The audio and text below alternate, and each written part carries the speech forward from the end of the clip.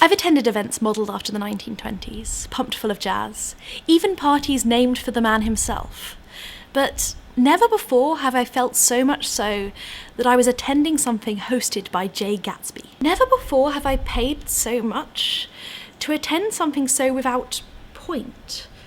But as such, never before have I experienced such lavishness, been awed by such extravagance, and been so transported by the fantastical in stepping into that other world that for one night Worcester College had become. I had been to Worcester College a few times previously, but not so much so that I was intimately familiar with the lay of the lawns. As I entered, I wandered, direction unimportant for the initial, no particular cause or creation prioritising my attention. I just wandered in winding amazement. Every step revealed more of the endless midnight carnival. Every corner turned was surprise anew. Somehow, despite no particular effort on my behalf, drinks found their way into my grasp.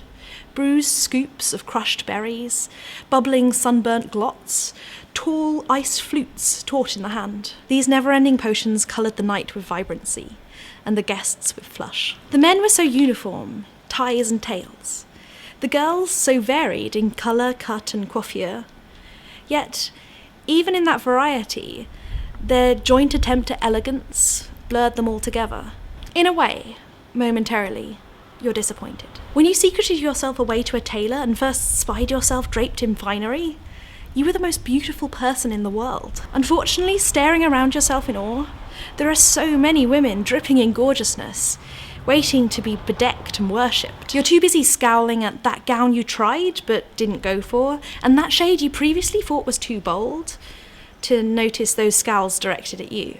You couldn't help but lose people in that enchanted forest of Ferris wheels and comedy acts. You'd step to the left, eagerly accepting a carton piled high with cracked shells spilling forth their saturnine fruit, and surrender half your group as they, unbeknownst to you, went in the opposite direction, stalking off to a stall that served gnocchi, soaking in comfortably mawkish cheese. You'd step into the dance for a pass or two, and now find it was only the pair of you left. Glancing up at the fireworks or the grand band on the main stage for just a moment, suddenly the spirits had whisked that last companion from you as well. Yet in walking the orchards and fishing shop-bought fruit from its curled trees, in strapping on a laser gun and hoiking up the already muddied hem of your gown, of bursting into a new tent to the sounds of Hey Jude, you find old faces and new faces and faces you hadn't expected to see at all.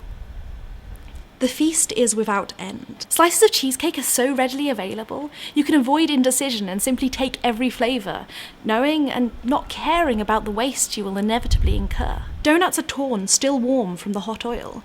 Paper bags are crushed full of sweets and secreted away into clutches that must be TARDIS-like contraptions, clearly too small for any purpose. You pile tiny white chocolate and lemon mousses onto dark lime sultana cakes and finish the array with prescribed artisan marshmallows. Cupcakes are piled in trepidous stalagmites, growths of sugar bobbling upwards. Standing back, there is so much that was just bizarre. Someone with easel was painting the revellers.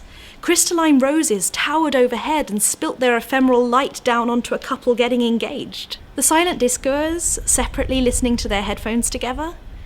Occasionally, they'd find a majority channel, and a hoarse cry would ring out, resembling lyrics. You had to miss some things. There simply wasn't time to win the pub quiz, startle at the cabaret, and wriggle amongst the coloured baubles of the bouncy castle. As night bled into dawn, women went from having abandoned fur shrugs under trees, to inches of heel slung over the shoulder, to huddled and shivering in the jackets of bows full of chivalry and brandy. There was a strange solidarity between those left, as the sky first bruised and then blushed. There was a desperate trade in caffeine pills, continual trips for more and more coffee, and the utter relief of being offered a bacon sandwich. It was tired, half-wilted smiles that ducked their way into the survivor's photograph at 6 a.m. Dotting through the festivities were the flashes of cameras. Photographs motivated by some unspoken fear. Every opportunity needed to be recorded. This might be the only time you get to do these things. The final call to dress up in such frippery. The last time you might see any of these people. Might this not be a night that memory cherishes and polishes into the unreal? That becomes your marker for the end of university, the end of childhood, some green light unreachable across the years. You stumble out into the cold light of day, tripping home tired and hungover, dress rumpled, hair uncurling, out of place amongst the early morning commuters, pressed shirts annoyed at your circuitous pace. "We'll go again," a friend says. "Maybe we will. Maybe."